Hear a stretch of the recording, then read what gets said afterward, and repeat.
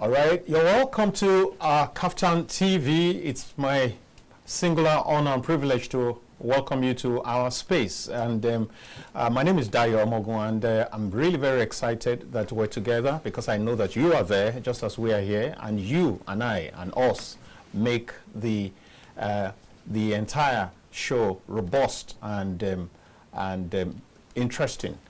And this edition, I have some wonderful team of analysts, and let me start with the far right.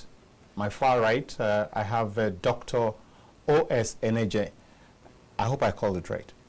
Ochoche Eneje. Ochoche Eneje, right? Ochoche Eneje, Dr.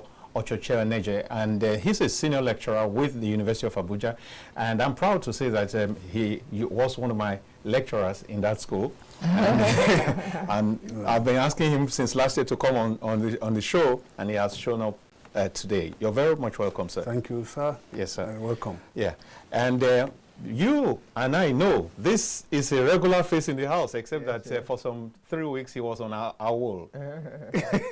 And this is Ambassador Moses Kolawole Obisheson. Sometimes I call him MKO, but not the MKO you know. This one is attempting MKO. You're welcome. Thank you very much. Beautiful to be here. Right, and what are we talking about today? We intend to look at, as we prepare for 2027, as the elections in 2027 approaches, it's barely about 20 months from now. And when you talk about elections and you're talking about 20 months, it's here already because there are a whole lot of things that need to be put in place. And so, thinking about what to put in place, we want to talk about what are the legal and political reforms that need to be in place so that we can have a better story at the end of this journey than we have had in previous dispensations. For example, I mean, there have been questions as to, several questions, some questions as to, can we have a situation where the president does not have to be the one who employs or appoints the chairman of INEC? Because as we all know, whoever pays the piper or appoints the piper has every right to dictate the tune. And we have seen it play out one way or the other in our electoral system. There are a whole lot of such things. And so those are the things we intend to look at. What and what should be corrected? What and what should be modified? For example, you find situations where today, during elections, when you thumbprint, you find a way to show it to the agent so that you can collect your money. Is it possible to put it in law, in white and black, that the construction of the polling booth has to be of a particular design that is impregnable, that is beyond interference from any outsider? So that indeed when you vote, you vote in total secrecy. Can we have such legislations? Can we have such reforms? Can we have a prototype of the kind of polling spaces, I mean, what is that thing? Polling booths that must operate across the nation, that is beyond interference, that is above board, like is it California? Now, see, I think that I want to, let me come to you first. Are there any such things on your own mind that you think that should be put in place before the election so that we can have a truly credible election, or you want to pick on this one that I have just talked about? Okay, thank you so much, Mr. Omoogun. I know how you are so passionate about don't allow the president to as it were appoint the INEC chair, and also can we make sure that the election process is tamper-proof in terms of people, you know, you should be able to actually vote and nobody sees who you voted for, to be able to stamp out, you know, a buying of election, you know, where people just, when you show who you have paid for and who you have voted and you are paid, thereafter and all of that. There's a gamut of so many things that has to be done, and but we must carefully, compartmentalize them. 2 areas of reform that is necessary. The first one remains the legal reform. There are certain things that just must be done, to be able to really tinker with the law that guides election, so that everybody can really be everybody can have a level playing field. Nobody wakes up today and says, stop that one, do this one. No, let's go back to the grand norms. Let's go back to the rule, the law that guides our operation, that guides all of the political party, even forming the political parties and all of that. Exactly. So there's actually going to be legal reform. That's the first one. This other one is actually going to be political reform. For political reform, you need to look at how, the national political renewal. How do you change the face? What the same people you have been seeing in the last 40, 50 years time, are still the one controlling the structure. What are you going to do about that?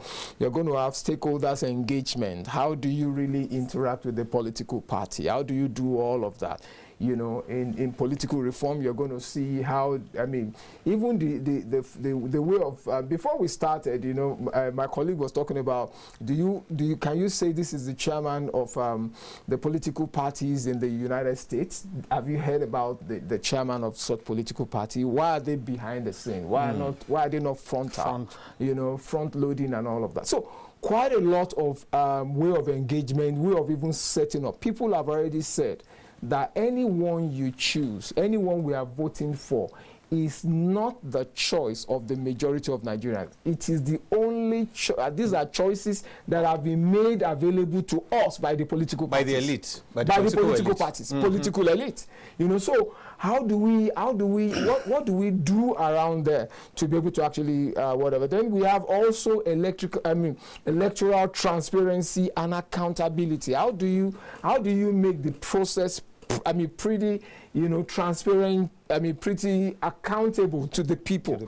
You understand? So these are some of the stuff that we need to carefully look at, even as we diving into what we're talking about. When I talked about the legal reform, we're going to be looking at Electoral Act amendment. Electoral Act amendment. What do we need to amend in the electoral in the law, electoral law? What do we need to do there? INEC independence. That's the one you're talking about. That if the president is not independent, the chairman of INEC is not independent, then the entire presidency should remove the I. Because when they say independent national electoral, should just remove the independent I, and so that everybody, But I feel you. I understand where you're coming from, but we must look at it because there has been a major debate around this. Don't let the president appoint the chairman of INEC. Then they now say, so how do you get the president? Rather, we're going to be looking at how best can we handle this. It's not something to rush, because again, don't move from the extreme left to the extreme right. And then, none of those evils will be good enough. I would rather even say that they need to, maybe the person who can fire. If the president appoints, then maybe the National Assembly has the power to be able to remove. Because if they know that, yes, this person can appoint, but this one can actually set him out and all of that, then he puts a lot of balancing, here and there. Then you also have voters registration and verification. How do we ensure that the voters registration is tamper-proof and that it can be properly verified? Sometimes you see the voters list. I remember the last election. I live in Gwarimpa here in Abuja, and you know what? Normally, where I vote, where I used to vote is close to my residence. It's a place that I don't need to, travel miles. But I got to where I voted the last election, and I couldn't really get, I could not find my name on the list. I had to travel miles. I had to go to where we call Gishiri, around my Tama and all of that before I could get.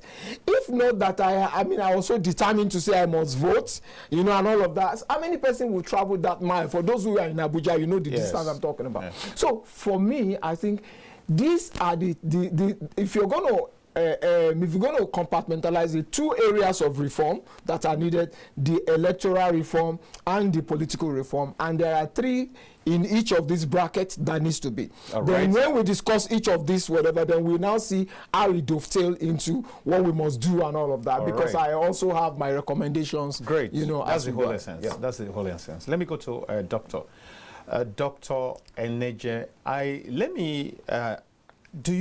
Are you satisfied with the current situation of things in terms of the electoral law, in terms of all the political settings, in terms of how we currently conduct our elections, how the parties currently conduct themselves, how parties currently interact within themselves and within the larger population? Do you feel satisfied with a whole lot of these issues? How do you feel?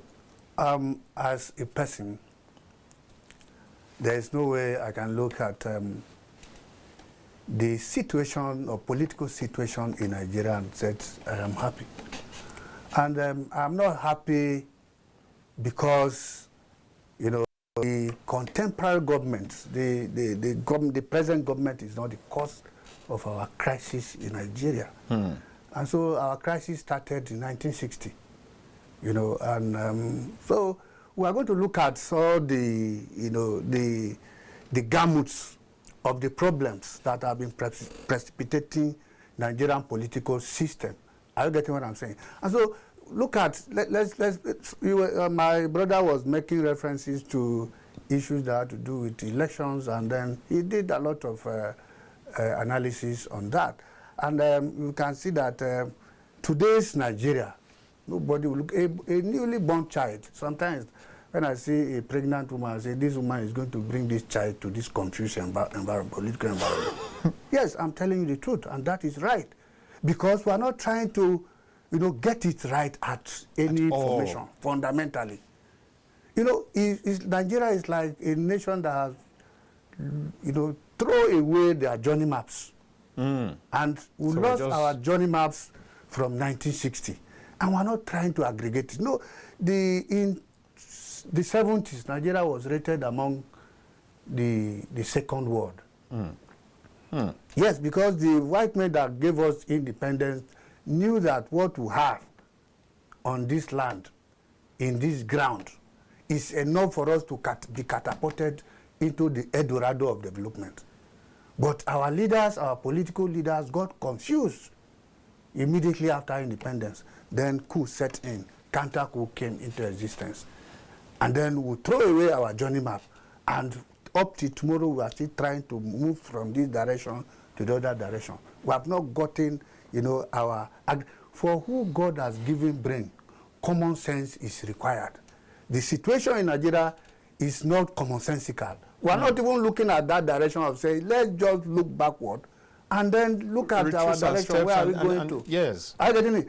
When we were on the wing of that second world, you know, because the white men look at us, our former colonial masters look at us, the propensity between, you know, what we had on ground, the solid minerals, the raw materials, the oil and whatever, and then the human persons within our society as at that time. That if we can aggregate our brains, then we'll use these resources to catapult to where we want to get to. Are you getting what I'm saying? And then, you know, ethnic, religious, and whatever set in, and then we lost everything. Are you getting it? And we're not preparing to even advance. Instead of us to advance a little bit from that second world, we're now degenerated into the third world. And then we're also looking back whether there will be fourth world so that we can join.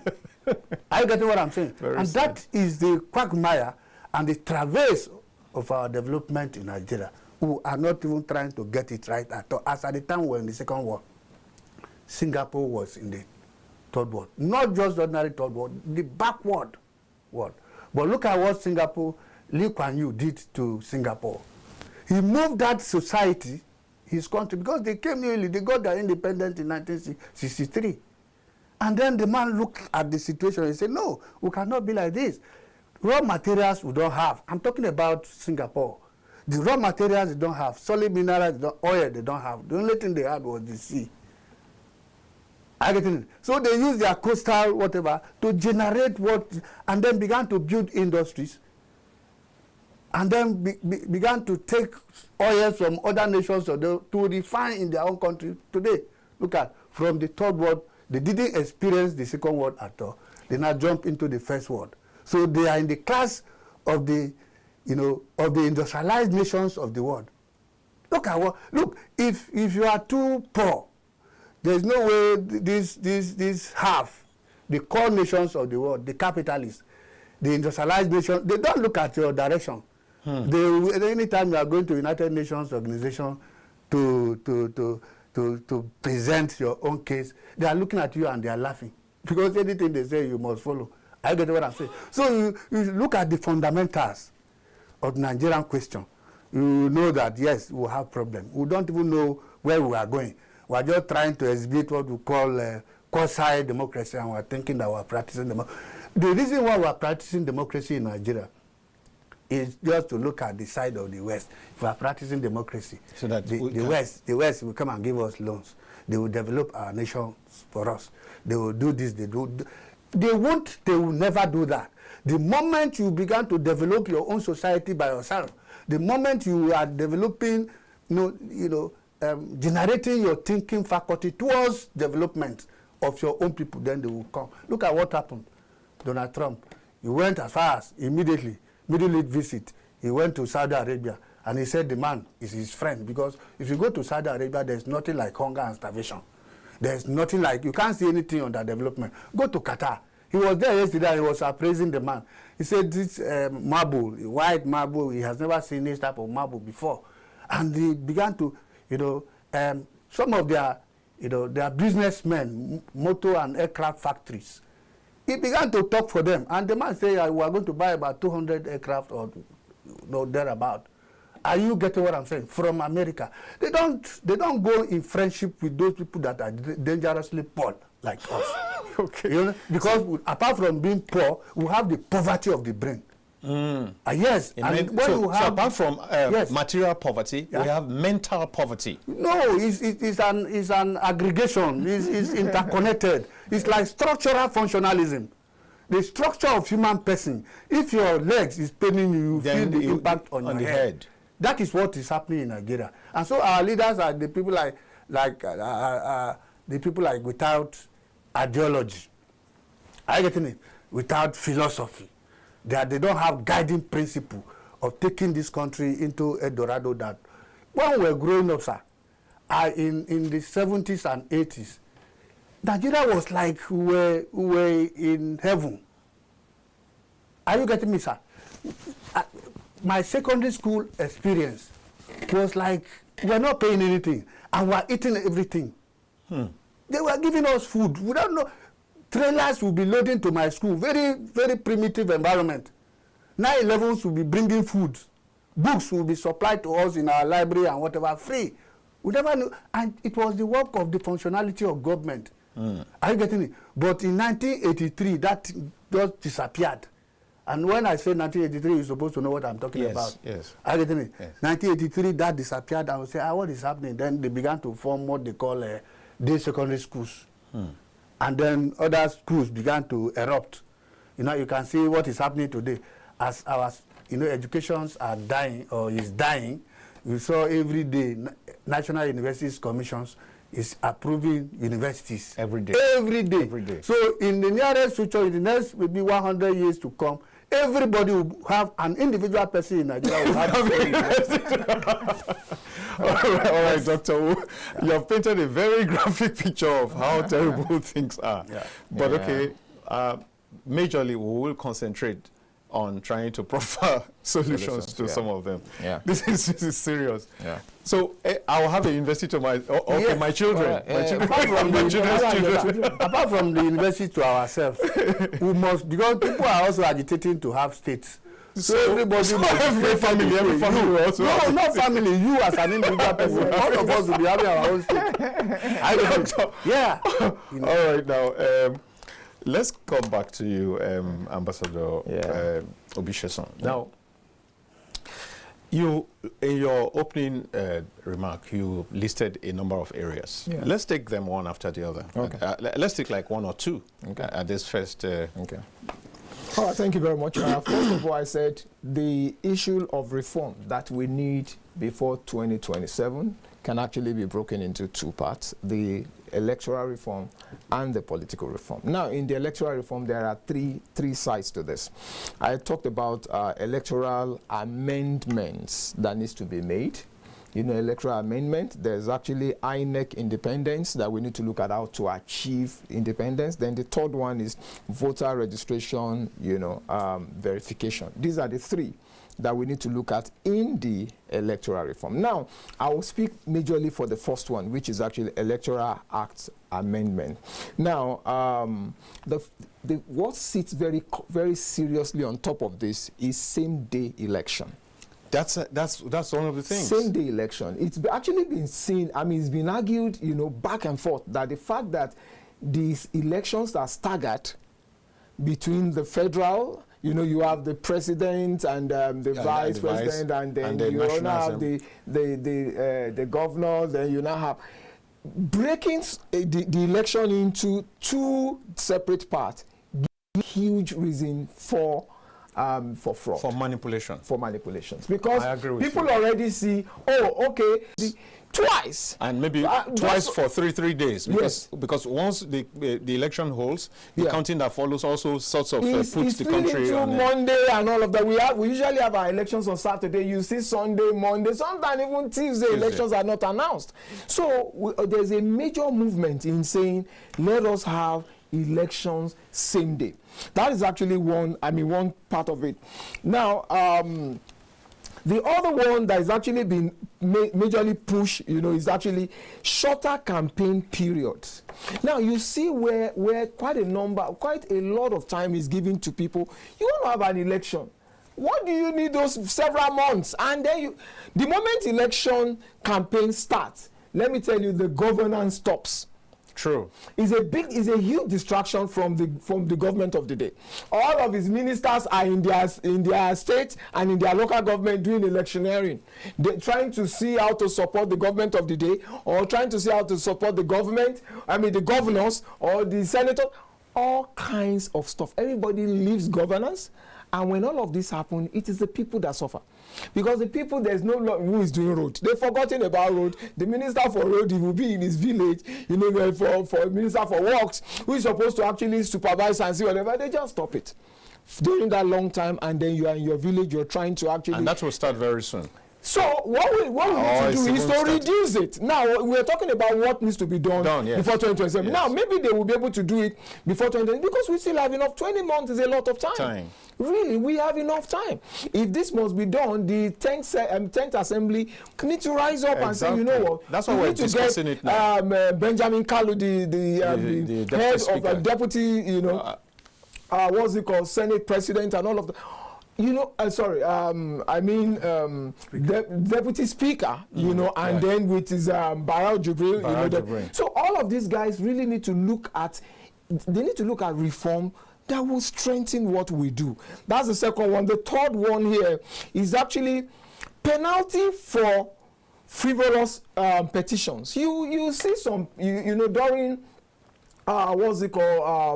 during electioneering process, when they are doing, maybe it's actually the political party that are trying to pick. You see all kinds of dragging and all that. So those who are muting, those who are pushing for this are saying that if you know that when you go to court, two things can happen. You can either get judgment in your favor or you get penalty. Yes. But the situation where we are right now, where all you know that, let me just throw some dagger into what they are doing. Let me throw something, let me just throw some delay. And there are no consequences. There's no consequence, no negative consequence to that. But if you know that, if I'm not sure that this thing is totally right, then I don't want to disturb the process. So it should not only be, I've seen a few judges do that. They just have, but it's still powdery. Okay, you took the president to go and pay 1 million naira damage. What is 1 million? they really need to make sure that it is both ways. Much as you're looking for this, but if we check and we realize that there's no substance is what you're saying, we're going to deter you next time from doing that. You know, frivolous, for frivolous, you know, what's it called, petitions.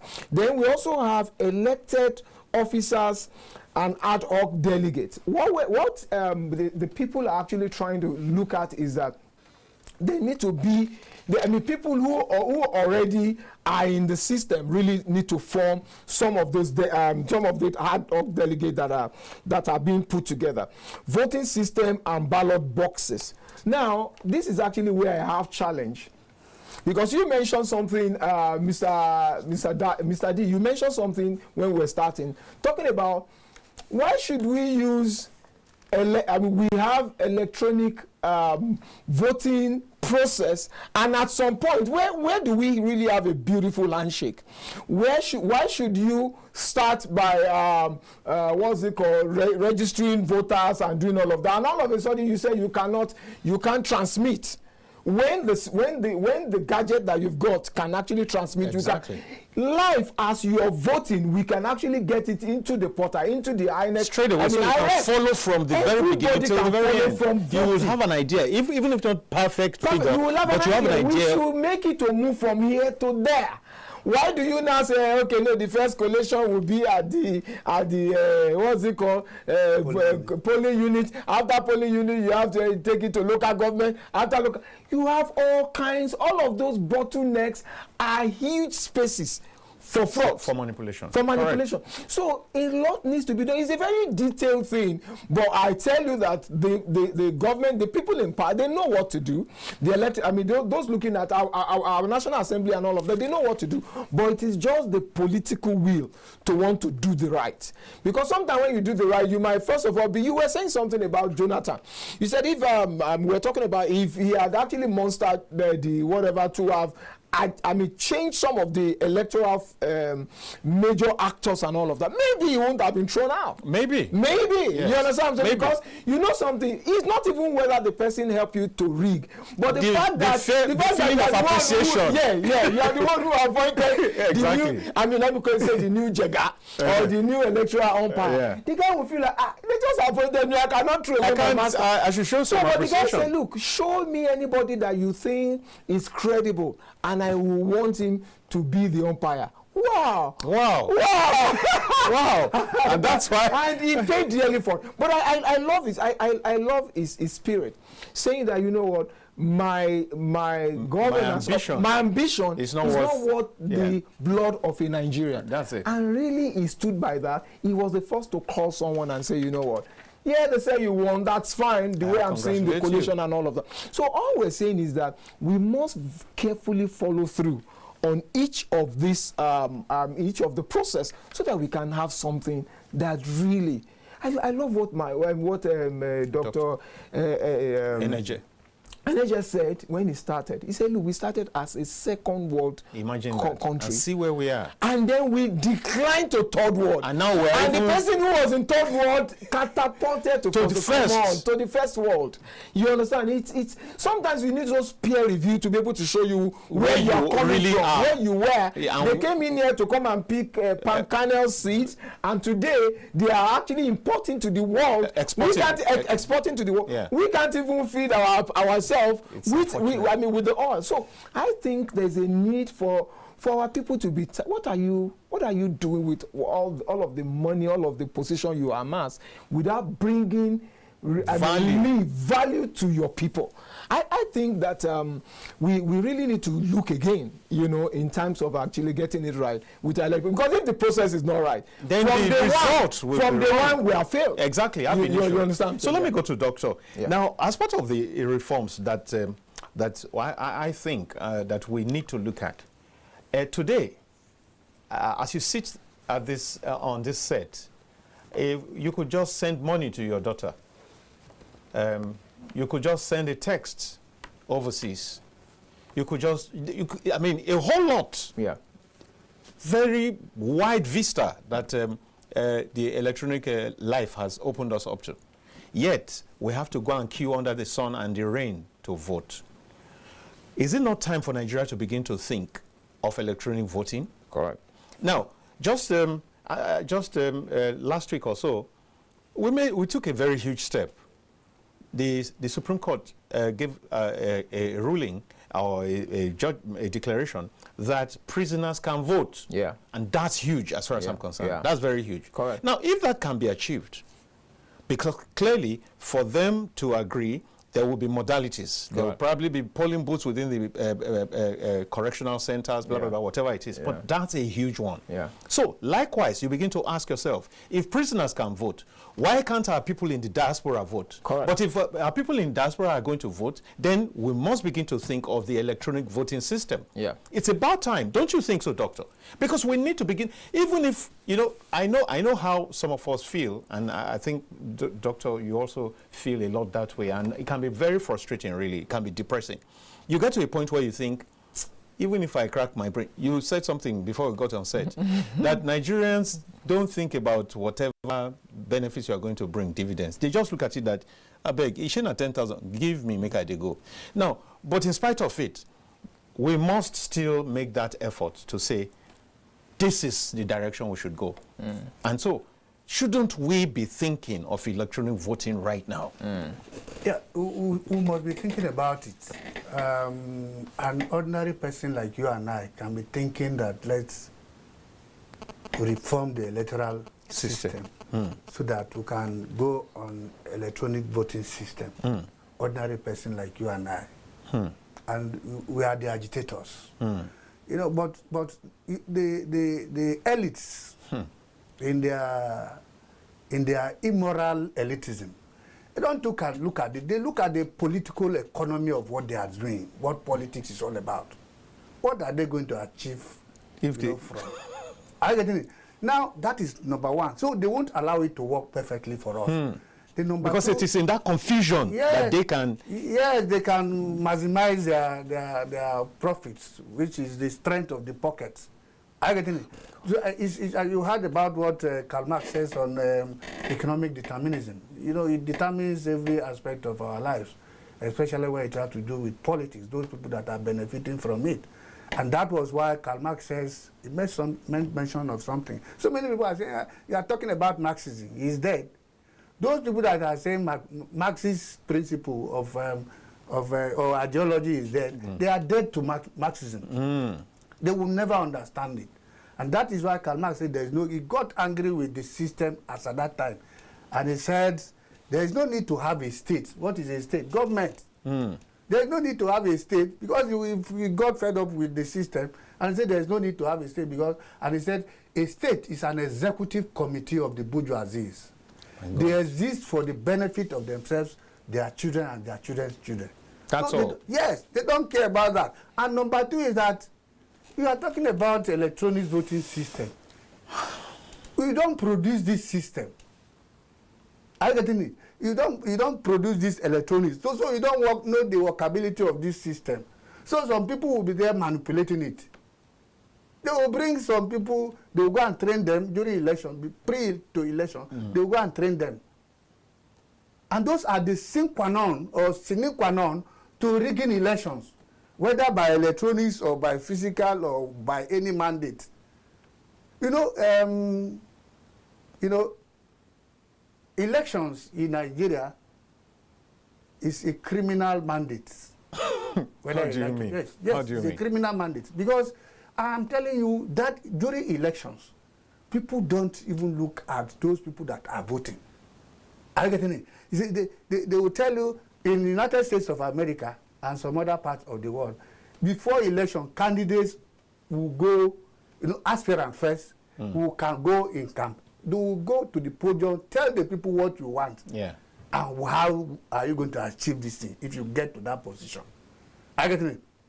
Now, in United States of America, all those processes will be done. Then when they achieve bringing about their candidates, the candidates will go and face each other. Are you getting it? Yes. And then debate. Yes. On that debate, you see some graduations moving up and down. If you based on they will be voting engagement. for you on electronically. They will be voting for you.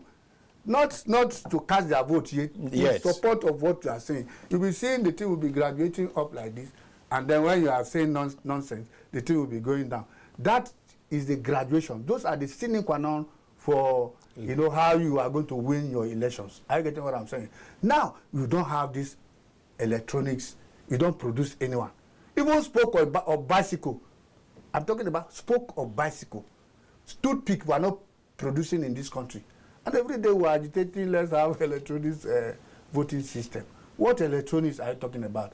You are not the one to control it. Even your monies, you don't produce it here. Imagine. Yes. There are so many things that we don't know, but these people, the big men, the bourgeoisies, they are very much aware of it. And it's deliberate. They are intentional about keeping it this way. They are just suppressing you and oppressing you permanently. It's like we are suffering from internal colonialism that is superintended by these politicians that we are talking about. I get what I'm saying. There are so many things. If you are a politician, you are performing, people knows. True. If you are a potential leader in the nearest future, people are very much aware of it.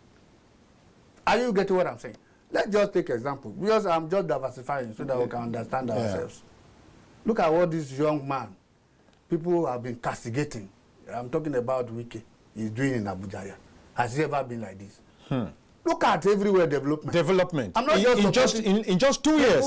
And somebody was there for 8 years as if he didn't. Who have never even. Wike is monitoring. I stay in somewhere that I don't want to mention where. The particular place, yes. But I've been to so many places in Abuja here. Ordinary Duse here. Wike have visited Duse more than 50 times. Just to come. He will come in the afternoon to supervise, to monitor projects. In the night, this electrification they are doing street light. He's monitoring them. Some were not working. He now came at night. He saw this and he said, "My friend, go and fix those things." What are you? What? He's just transforming, and that is how you know leadership. It's not all about rigging election, winning election, talking about voting and whatever. Are you getting what I'm saying, sir? So development is like that. To win elections, you must showcase, your vitality in terms of productivity. Productivity in terms of people must know that, yes, this person is capable of doing this thing that we are trying to send him to. And that's connected to something he said. Another very dangerous point in our politicking is that, our religious leaders are not doing what is right as far as, issues of spiritualism are concerned. They delve into politics and then confuse their members. During elections, some people said Tinubu was going to die before.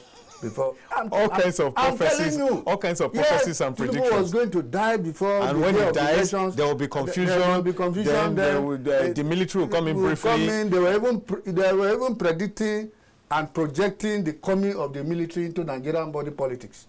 Are you getting what I'm saying? So there are so many things fundamentally that are wrong with Nigerian political system, and even human persons. All of us, we are supposed to be questioned as far as Nigerian body politics are concerned.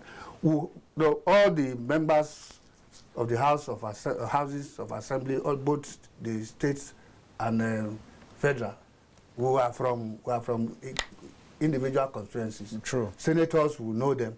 We are not talking that some senators are like gods, mini gods in their villages, especially even my own. I went to see him as I'm talking. I let him be hearing me. I went to see him in his office, somebody that knows my name and everything. I went to see him in his office. I was greeting him. He was looking at me like this. I don't want to mention his name. I know his name. But you know, yes. And I won't mention his name. Yeah. Are you getting what I'm saying? And I ask, you're distinguished. You don't know me again. He began to smile. I said, "This is Dr. Prince Eneje." He said, "Who told you that? I don't know you." He was looking at me. So much with arrogance. Yes.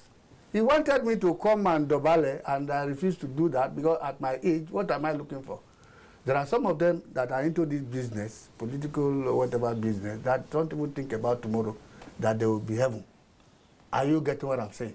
So all they need is to, physical acquisition, and then they are not highly, apocalyptic in terms of moralism or how to make heaven. Nobody, no one politician It's interested in the no hereafter. one. In the hereafter. No, they don't believe in it. If you believe in it, you must do those things that the people want on earth here. True. Yeah. So you must be working towards what is going to be, what am I going to do that will serve as legacy if I live? When I leave. They don't have that moral standing. And when I leave, what will be left? They don't what will be left when I leave? You know, so that should be the. They're also suffering from moral subjugation. As far as politics are concerned, there is no morality. And which is unfortunate. Yeah. So, Doctor is saying in a nutshell that as far as is concerned, whereas it is correct that we should be angling towards electronic voting, but the powers that be, the persons who should facilitate it, the persons who should promote it and bring it to the fore are not likely going to do that because they benefit from the current milieu. Yeah. So you're correct. But let me just say something. I am actually, I was newly appointed the chairman of international project management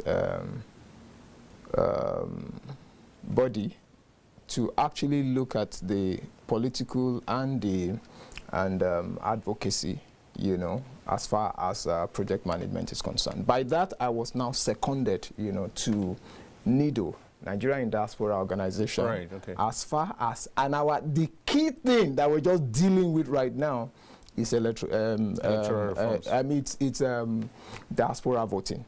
Good. So we've submitted a bill to the National Assembly. We've submitted a bill to the National Assembly. I have a copy here that I could push to you, but I was just reading, you know, so that you know about that. So I'm a major advocate of diaspora voting. Right now, is right there. We're doing everything. The president of Nigeria in Diaspora worldwide, you know, we had a meeting on Sunday. Fantastic, you know, globally, everybody just looking at what we need to do, who is doing what little stuff. Let me say this. The politicians that you see, they will not give up the power easily.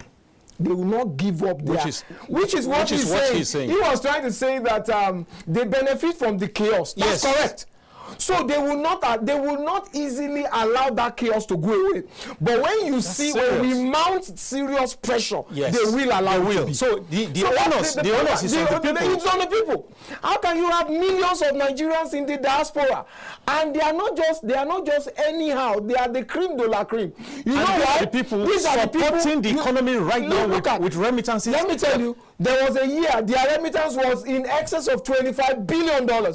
Now that they brought into the economy more than your budget, your national budget. They brought into the economy. Can't be in Nigeria, sir. No, I'm coming. Right. So all I'm saying there is that you cannot love the money they bring, and then because their input shut them out. Because they are saying, look, give us opportunity to be able to have diaspora voting. Once you have passed the electoral, when you have amended the electoral system to allow that, we will set up how to achieve that. They are even able to pass the law. Yes, pass the law. Because if you don't pass the law, it cannot be amended. It cannot be the achieved. system cannot be set up. So what we are saying here is that we're saying, please look at the law and tinker with it so that we can have diaspora voting. Currently, these guys, they know. I will tell you what. And diaspora voting is connected with the electronic voting. Of course, you cannot have diaspora voting without electronic voting. You cannot. They can. Exactly. These people will facilitate making it happen. They will fund it exactly because they have the capacity. Yes. You know something? I just love it when you brought it in. I say, wow, look at the way it works. What we are saying is very simple. These are those, look, Nigerians should be the one to push for this. If you're looking for the political elite to do it, they will not do it because it doesn't help their coming back. Let me tell you, Nigerians in diaspora are knowledgeable. Very. They are able to vet the leadership that we have. They understand that, okay, you know what, this guy, has he got the content? They are not easily, I mean, they cannot be easily manipulated by, unlike the masses who really are ignorant of what, you know, they just vote in mass. Yes. They don't look at whether you can do it or not. But the diasporans will vet you. They will check. What did you do? What have you done in the public? With opportunities you had before. Opportunities that you have, whether as a private person or as as some level of responsibility that is not this high. So they will screen that. That is why you see that the political community are jittery. They will not easily make that happen. But when they look at the number of persons out, you'll be shocked. The number of Nigerians outside of this of the shores of this country is so large that it is actually many countries combined together to be able to see that kind of population. All I'm saying is that, sir, you will never have a time when you're going to have the politician to be the one to push for this. To be in the they will not even say they push it. They will move to stop it. To frustrate it. To frustrate it. But I tell you, when the people are resolute, that's why they say the power belongs to the people. When the people are informed, the highest concentration of informed Nigerians are in the diaspora. They are the largest concentration. Exposure. They are exposed. They see how things are done. Yeah. They've changed. So road can be everywhere. So light can stay without blinking. So you can have water. So people can have proper life.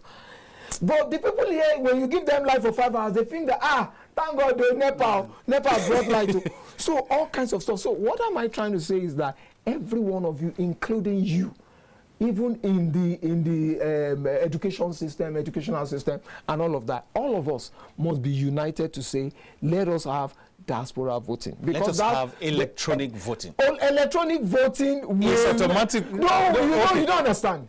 Okay. For this. Okay, once you say that we want diaspora voting, it brings automatically. Yes, it's automatic. Those ones who pay for this one, they will make it happen.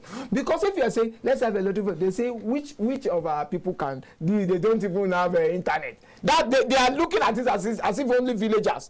They don't have internet. As a lie, go and see the Megoro, Meshai, Metuo. Everybody they have their phone. And by the way, who says we cannot have concurrently the electronic voting alongside the manual voting? They know. So those who cannot operate the electronic voting system still go to the polling booths. Yeah. But what it will do is that polling booths will now be less populated. Correct. The confusion that normally is associated with the polling booths will be cut down drastically. Correct. A whole lot of violence, even the corruption. So I think that look at Nigerians. Look at the head of the Nigerians outside the shores of this country are doing fantastically well.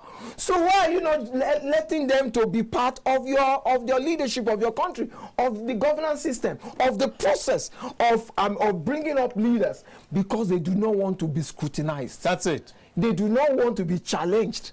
But let me tell you, and which aligns exactly with what Dr. is saying. Yes, they want to maintain the status quo. The status quo, because the status quo favors them. What I would just plead with the government of this day is, you know something, even if you're not going to do it at a time that affects you please do it before you go. Before you go. Bequeath a beautiful system by the time you leave. Because I love, whether you see it or not, Buhari made sure that Buhari was the one that actually removed the subsidy. Because he made sure that the budgeting stopped at June. It's just that Tinubu was the one who announced it. So the subsidy removal. So the same thing, make sure that the electoral voting and so diaspora voting and electronic voting, make sure that it is also already passed before you leave. So that even when you are jittery about how you came and all of that, let everybody, because that will be a level playing field for anybody who's coming after you. To say, okay, you know what? Anybody who's coming after you, look, guys, we're going to pass this, we're going to do that. The same way I've seen him. Tinubu is actually, it's somebody that I think has guts. Because some of the things that he has done, they are legendary. So I really want to tell him that one of the things that he should actually bequeath to the coming generation is the fact that we can have electoral vote where we don't need to stay in the sun. Exactly. We don't need to stay in the rain. Just because I want to vote, you can do voting on your phone. At home. Look at the whole things that you do with your phone. Yes. And you then take a picture now, you send it to your mother in the village, she gets it. Look, you have a baby, you this send the picture of the baby and everything. So why can't we vote from the comfort of our homes? Can be done by posting. Yes. Oh, exactly. Yes, through the post office. So transparency can be observed. Yes. There are so many things. So for me, Mr. Omoogun, just before, let me say that the phone line is open. 08029938365 is the number. Maybe I'm too fast. Let's do it slowly. 08029938365. Please do call in. Let's have you weigh in, because we trust your wisdom. And your wisdom may just make the difference in what we're talking about. Right? We'll go on a break now, and when we get back, please start calling in, and we'll progress with the discussion. Thank you.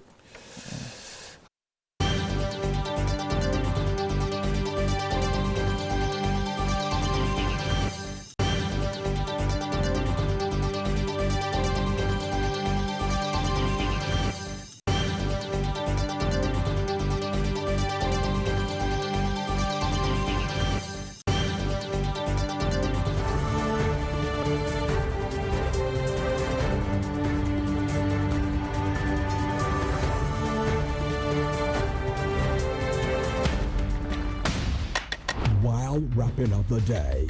Unwind with the reminiscence of the day's news from home and abroad with KAFTAN TV 7 p.m. news.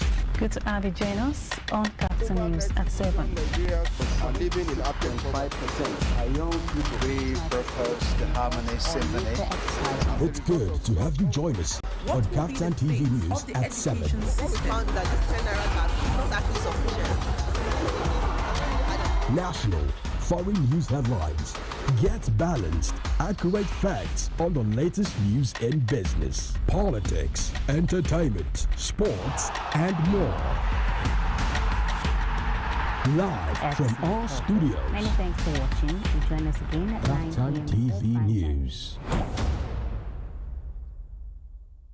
My name is Sheila BCFR, the Black Comedian of the Federal Republic. I tell you, when it comes to the best of entertainment, the best of news, the best of information, something that is educative, you're right here at the best place to see that. It's KAFTAN TV. You know what? Increase the volume. Keep watching. Don't touch the dial, okay? It's your girl Nkechi Blessing Sunday. I want you all to keep watching KAFTAN TV. Please keep watching KAFTAN TV. It is the best TV station in the country. They're doing an amazing job. Please do not touch the dial. Keep watching. Thank you.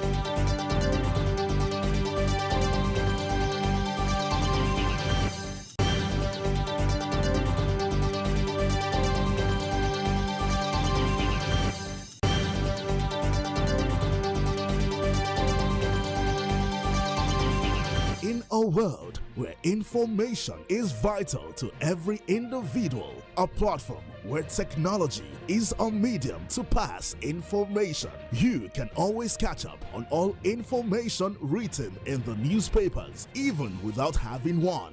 Join us on The Press. Reaching you live from the Abuja studios. On The Punch for this morning. The Blueprint newspaper. Nigerian Tribune this morning. As we give you information and opinions about current events and topical issues on politics, business, sports, entertainment, weather forecasts, and lots more in the local city, across all states, and across all countries. Showing daily on StarTimes, channel 124, 9 a.m. West African time. Only on KAFTAN TV.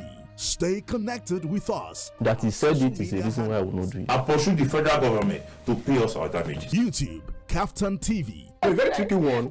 And then the bottom line is this. Website www.kaftan.tv. Point is, the youth must come together. The pendulum can swing in your favor. Instagram, KAFTAN_TV. KAFTAN TV. Imagine a beautiful world.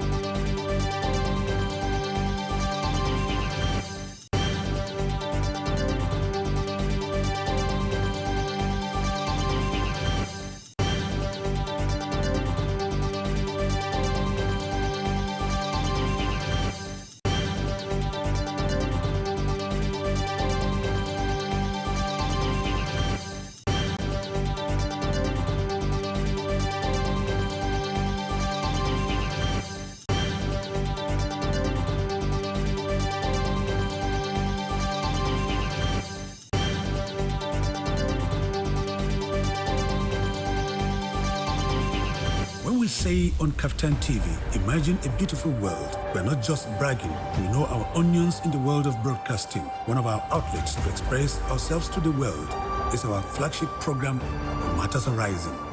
Join veteran broadcaster Ruben Okala and our crack team live. And they give us a high price, and we just say, Nigeria, we ready? As I said earlier, the lyrics is up, talking about the old new national. On Kaftan TV, StarTimes channel 480 and 124, as well as NIGCOMSAT frequency 12518, symbol rate 29500. Monday to Friday at 8 p.m. live. You can join the conversation by calling this phone number 0802-993-8365. It's dramatic and insightful. Don't miss it. Please join us.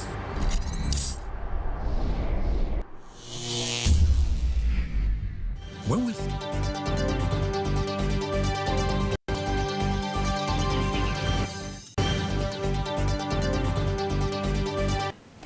You're welcome back to the POLITY, coming to you live from Kaftan TV, and it's my particular special privilege to be the host this edition. And myself and the wonderful duo of Dr.O.S, Eneje, right? Ochoche Eneje, and Ambassador Moses Kolawole Obishason have been doing justice. We believe that there are a whole lot of reforms that need to be carried out so that we can have a better election than ever before. I'll take this call quickly. Hello?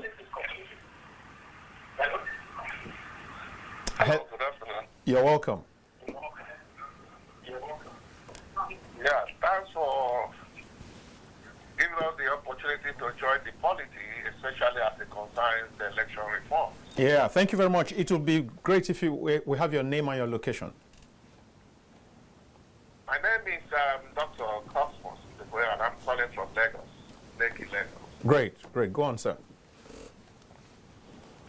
You see, Nigeria, we are more or less a theory nation, but practical zero. We have all the things to get a perfect election even in Nigeria. Yeah. But for the endemic corruption in us, that endemic corruption is not only within politicians. So we cannot just blame only politicians on this endemic corruption, but the system at its entirety.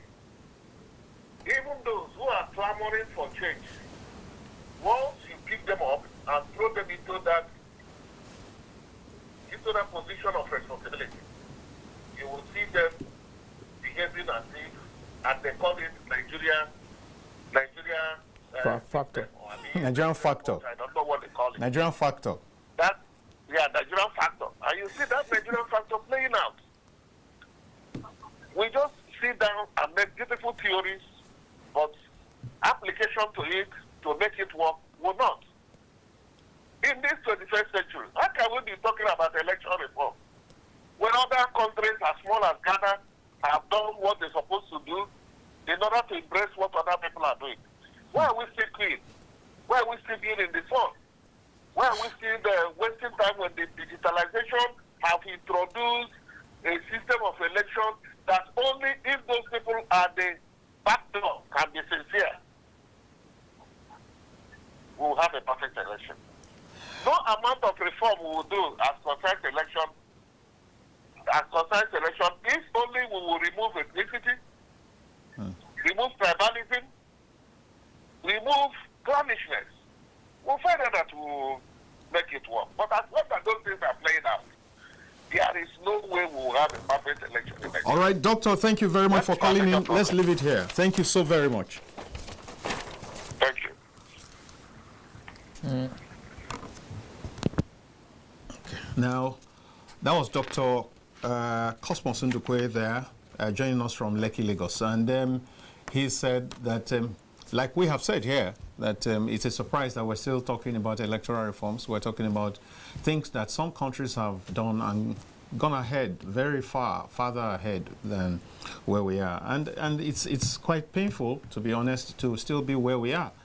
But again, we can't give up. We'll keep pushing. For what we think is right. Yeah. Like I said at the beginning of this program, it's both like agenda setting and advocacy.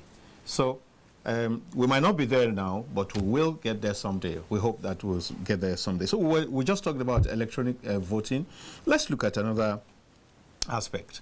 You take my child to go and do ad hoc stuff for your election.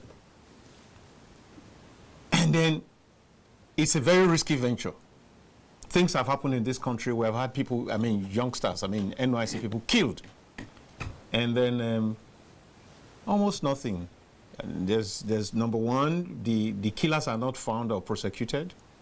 There's no compensation. Of course, there's no compensation that can equate the life of a person. But at the same time, there should be a feeling that someone has been lost in a family. So, shouldn't we have a situation where there's a proper code, it is codified that, look, if an ad hoc person, and I'm being specific about ad hoc person because most other persons who have regular jobs are covered under whatever systems that they come from. But these are people who you have just gone to pick from their, where they are posted to, and you say, come and do election. And then in the process, somebody's leg is cut, or somebody is blinded, or somebody dies. And then after some news, that's the end. There should be something specific. 10 million, 20 million, if somebody dies, this is it. Because we can't, I mean, it's too much of a loss, and for nothing. So these are some of the things that I think that we should also be looking at. We talked about the appointment of chairman, and I hinted at the beginning about having maybe a prototype of the kind of polling booth that should be used across the country that makes sure that it's impregnable. I mean, it's beyond interference. Somebody cannot just, you can't go and position yourself somewhere so that somebody shows you what you voted so you can come and collect money. Can we unleash EFCC, for example, on party agents? What do I mean by that? On the day of election, maybe a day after election, can the EFCC track payments? Can they go through the bank accounts of agents who are making payments to induce the electorate in a particular direction or the other? Is it possible? Now, maybe somebody will say, because I've thought over this, maybe somebody will say, okay, then they will pay earlier. They will pay a few days earlier. Good. If they do, if they pay 3-4 days earlier, you've gotten your money, you can vote your conscience. You've gotten your money. You can vote your conscience. They still lose. Because in the first instance, like we all agree, the money belongs to all of us. So if you get the money and you still are in a position to vote your own conscience, then Nigeria will be the winner for it. And then the politicians, the crooked politicians, will be the loser for it. I think that these are some of the things that we also need to keep to take a look at. Yeah. And maybe I should just exhaust it because we have less than about 20 minutes to go. Okay. And yeah, maybe can we have a law that says if you jump ship, like 10 months before the election, you cannot contest in the other party. Because let's have some sense. Let's have some stability. Let's have some sense of ideology. Let's have some sense that I'm not just belonging to PDP just because I'm looking for connection or I want to. You should belong here because there are things you believe. I mean, let's help the parties because for now the parties are very crucial as vehicles of getting power. Yeah. Now, can we ensure that if you jump ship 10 months to the next election, or it's just a hypothetical, can we stop you from contesting in that other party? Hello. Hello, sir. Good afternoon, sir. You're welcome to the show, yeah? Okay. My name is Dr. Mike, calling from Lagos. All right, Lagos are winning today. Go on, please. Okay. I want to talk about this electoral and political reforms. Yeah. There is no amount of reform that will work in this country. Why are you so pessimistic? Yeah, go on. No. It's not. I'm being factual here. All right, go on. Because as far as our mindsets are not reformed, there is no amount of reform that we want. One, firstly, the politicians, they are the major beneficiaries of flow system. Therefore, they do not want anything whatsoever to work. If this work, they will be out of the system. That is why have you ever heard of a ruling party talking about any form of reform? Well, they will not do it, because they know that the moment they do it, they will be out of the system. Thank you. Thank you very much, Doctor. Wow. Basically, just like what I said, the last time, if we leave the reform, the push for reform must come from the people. It must come from the people. Yeah. And that is why whenever you have electoral reform or what's it called, whenever there is public... Hold your thoughts, please. Okay. Hold your thoughts, please. Yeah. Hello? Hello? Hello, good afternoon. All right, you're welcome to the Polity. What's your name and where are you calling from? My name is George. I'm calling from Cross River State. Go on, please. Let's hear you. Yes, just like the last caller has said, these reforms, I laugh when I have been listening to you people. I really appreciate all that you people have said. These things are very possible when the key players, the beneficiaries, the politicians, are really ready for us to have these changes. But I bet you, they will never allow it. It's not about the masses. The masses are ready. The masses are ready, but the politicians have made the system so bad that the masses say do not matter at all. They have recruited their voice everywhere, even up to the civil service. It is their people who are there. If you are not dancing to their tune, they will not allow you to function anywhere. So, George, let me ask you quickly, George. Are you saying, should we just resign to this fate, resign to defeatism, and throw our arms up and say, they don't kill us, finish, not what we feel do? Or should we be thinking in a coordinated fashion, in a harmonized way? Should we be organizing ourselves as people at the local government, at the ward level, at the local government level, at the association level, at the township union level, at the students level, at the various different fora, to begin to think of how we can galvanize this push, how we can ensure that this is what we want and we get it? What do you think? Yes, we cannot give up. That is why I first commended your work. All right. I think it's a difficult task. Yeah. But I know, just like you are saying, when we are determined as a people, with the force and with the effort from the diaspora community, the noise they will make, the effort they will make, we will see how we can surmount this situation. Exactly. It's going to be a difficult task. Correct. Yeah. Yes. Correct. Why I'm saying this is, even these institutions you are mentioning, the ESPC, this or that, they are all working for the government, the ruling party. We are here. We have a case at hand. If the professor has been just sentenced to how many years? Yeah. 3 years in prison. The person he worked for is the sitting Senate president. What punishment is meted for him? In the same countries, in same clients, such a person that this thing is because of him, this person is in prison, supposed to step down. But we are here. He's sitting down, sitting out there. The ESCC is working for the ruling party. The policemen, the security, they are all working for the power, the current people in power. So tell me, they are blinded with everything that is happening. So if we are sincere, let us come together, including even the security. They are not helping matter. Yeah. During election, security will beat up people who are trying to do the right thing in order to protect the money they have collected from the ruling party. So the problem is just too much.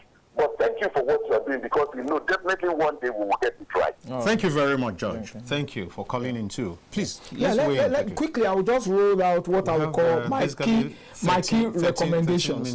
Key recommendations for the judicial and political reform.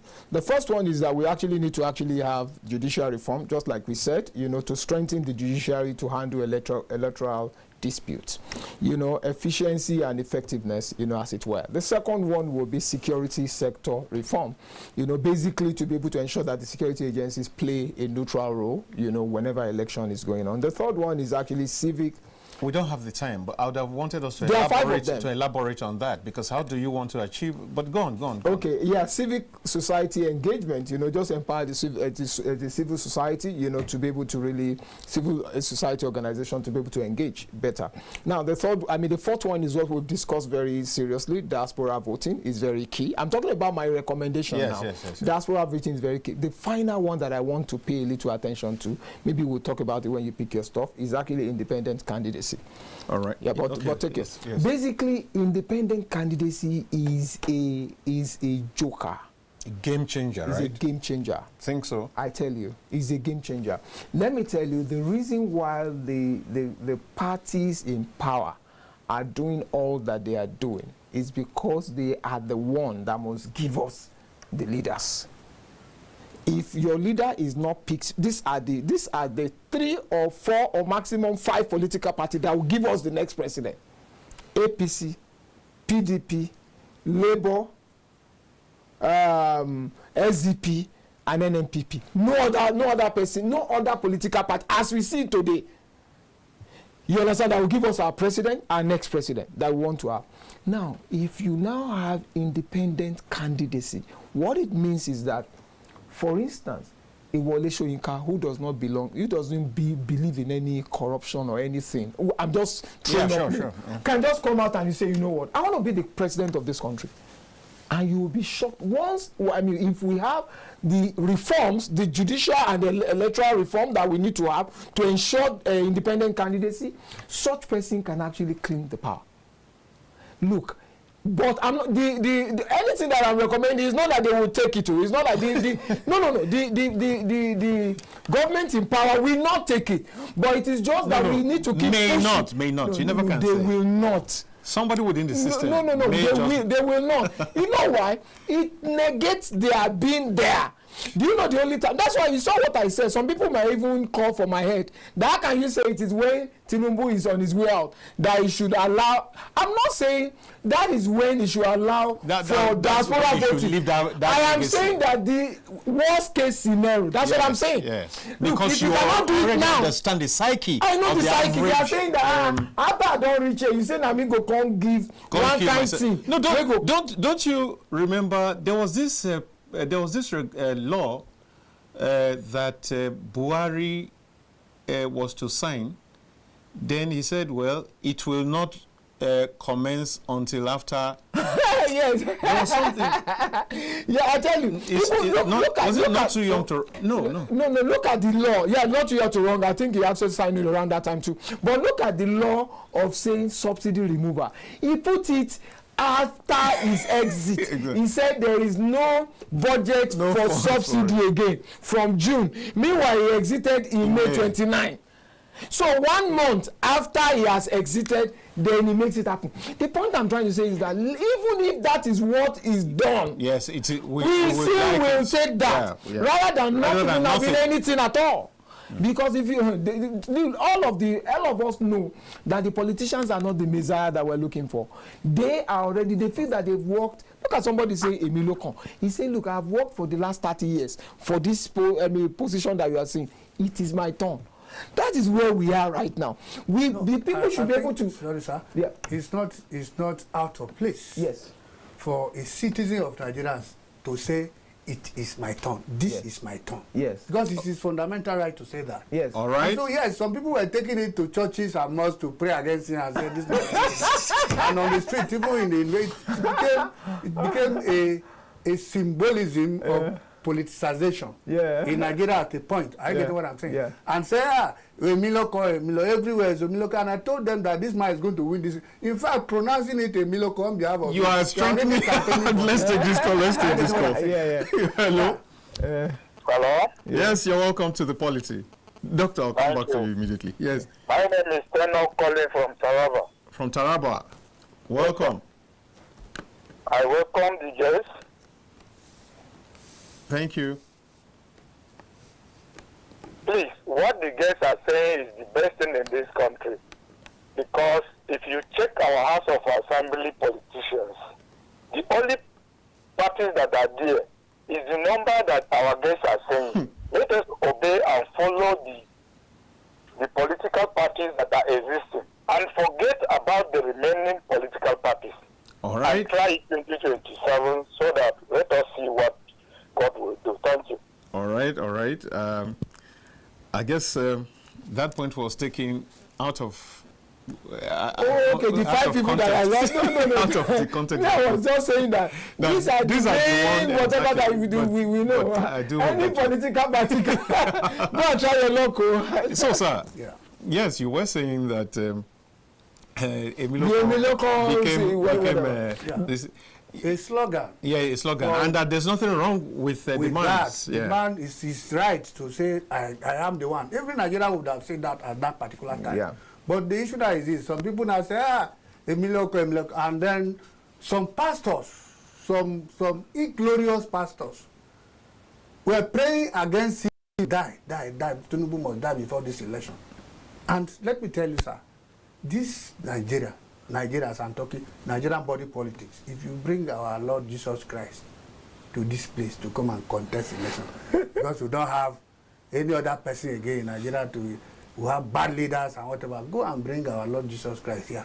Do you know the set of human beings that will kill him? Christian religious leaders. They say, no, this person wants to come and finish our business. It was still those same set of people who killed him the first time, so it's not surprising. Are you getting what I'm saying? Yeah. The people, the religious Christian religion, I'm talking about Christian because I'm a Christian. Yes. Christian religious people will say, no, this person is not Christ too. Christ, the Messiah has not come. Like the way the Jews are saying the Messiah has not come. Are you getting what I'm saying? Now, that is the way they will behave towards this direction of Jesus Christ. So the body politicking we are talking about is that, one, we have not gotten Messiah, and the Messiah will not come. So we must lay a foundation. Yeah, exactly. Municipal foundation, local foundation to fetch out who will lead us. And for today, I think President Tinubu is leading us. If anybody wants to come, you can contest your election in 2031. Yeah, I don't know what I'm saying. Yes. 2031. No, 2027. What about 2027? 2027. Okay, you will not. Some people will not get it because all these shams they are doing, it won't work. Are you getting what I'm saying? Yes, some people lost position because they promised them, and they said no, Nigeria must fall because they didn't give me position. So you galvanize other leaders against it. You're just wasting your time. And it's not because I'm here. Are you getting what I'm saying? So it's not, and sometimes some people will say, the power must go back to the north. Who told you which north? Are you getting what I'm saying? When in those days, when they brought us together and said middle belt, they won't even call it, they are not calling us middle belt, they are North Central. How can you call Benue North Central? You call Taraba North Central, Nasarawa North Central, Kogi State North Central. We are from the middle belt. Is Taraba North Central? No.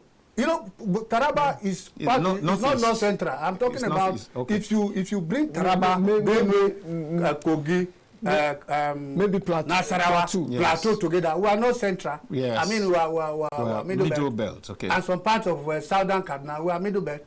We are not. How can you take us to North? What is North Central? Should be around somewhere between Kaduna and Katsina, and Kano. Just at that. So that I get it. Central. So that is what it takes. So allow this young man Tumbi is a young man because he even told them that I'm a young man.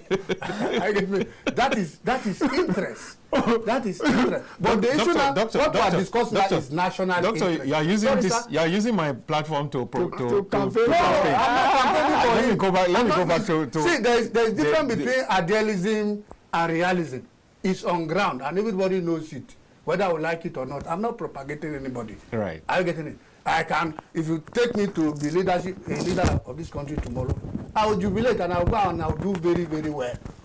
So it's all about national interest, not personal interest. True. Yeah. That's what you're talking about. National interest. And national interest must be followed up by issue of equity. Are you getting it? It's not the time you give from the north, then you take it to the west, from the north, from the west, you take it from the to the that is not how it is. Okay, let me factor in from what you have just said. Just a few days back, and I'm sure you are aware about this, just a few days back, the House of Reps rejected it was even the Deputy Speaker who proposed that bill, that the presidency should rotate between this could have been part of some of the reforms. That it should rotate between the six geopolitical.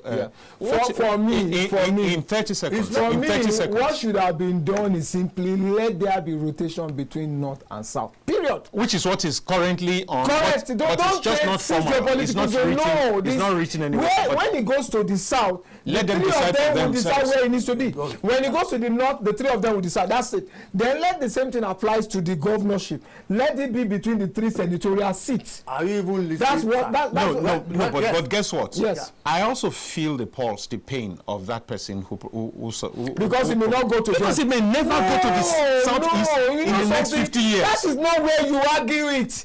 Look, if you're doing the right thing at the wrong place, you have lost. The people there don't want it to work. So because they know that if it doesn't work, North will take more shots. Now, if you already say North and South, as we already do, you only documented it. Okay, North and South, correct. So that there will not be this agitation, hey, it must go back 8 years or 4 years. To be in the Constitution. So in the Constitution. So they will now go back among the three of us and say, is it fair that only you get this shot? All the time. Because what you think is not fair in the South, the Northerners are not thinking that way. They gave Katsina Northeast a shot for Musa Yar'Adua. Northwest, Katsina Northwest. They gave Katsina Northwest when Buhari is coming. The same Katsina Northwest. And nobody raised anything. If the issue of rotation among three places is a major determining factor in the South, let it be a problem for the South. It's not a problem for the North. But the moment you come up and you say, let it be, no. It's not a big deal for them. They don't want that. Look, in the North, they are block voters. When they just say this one, Allahu Akbar, everybody goes in that direction. It might not be the next dispensation. Yes. Yes, exactly. I have to tell you the truth. It might not be. Because of those of us from the Middle Belt, I'm from the Middle Belt. Yeah. I'm talking for the Middle Belt as I'm sitting here. Yeah. That the block vote from the North might not be happening again. Are you getting what I'm saying? Yeah. Because we have been politically sidelined, economically, sometimes when it comes to equity distribution or political position, then when you appoint somebody from the Middle Belt, they will tell you that this person is not from the North now. Yes. After all. Look at what happened recently. Yes, now. The guy that he has been having to tell everybody that he's from the North. I'm from the North. The arrangement and the question would debate in the nearest future. Yes. Are you getting it? Yes. So long as we are growing up to, whether you like it or not, we are going to talk about what is the sharing formula between these people and these people. Yeah. And we are already denouncing that we are not from the North, by se, because you can't just carry somebody from Benue and say he's from the North. And you're not taking good care of that person in political arrangement. You are compounding inequality upon iniquity. And it's not acceptable by us anymore. Any longer. Thank you. Wonderful. We're going to have to bring the show to an end. But of course, I believe this is a talking point that we will still need to revisit very shortly, because there are still areas that we have not touched, or we have not fully discussed. So, my dear viewers, it's been a wild time on this show, on this edition. my name, oh no, let me say thank you to Ambassador Moses Kolawole Obisheson. I call him MKO. My pleasure. Thank you very much for coming. It's a pleasure to be here. And you came in very good time. Thank you. Yeah, sure. We'll put that in your... Thanks for calling me on time, too. Yeah. And then, thank you so very much, Dr. Ochoche Eneje. I got it this time. Yeah. Right. But you forgot to put Prince, Dr. Prince. I knew that. I was a lecturer and you were a very good student. A student that won't ask a lecturer, please, can you assist me? I knew that you were fundamental. Nationalism. You are saying this to the world. Thank you very much, sir. Yeah. And so, I also want to say thank you to my team of the production team, every one of you, thank you so very much. And don't forget that KAFTAN TV is the place to be. Tell your neighbors about it. And tomorrow is another day. My colleague will be here on the POLITY tomorrow. And you can be sure to have a very sizzling show too. But join me in the evening today at from 8 to 9 for Matters Arising. At that time, we are the ones who talk to the people, and we'll be just 3 co-hosts, and then we talk our personal feelings, and then you can have a bit of us. Thank you very much, everyone. And at this point, my name is Dayo Omoogun, and it's bye-bye for now.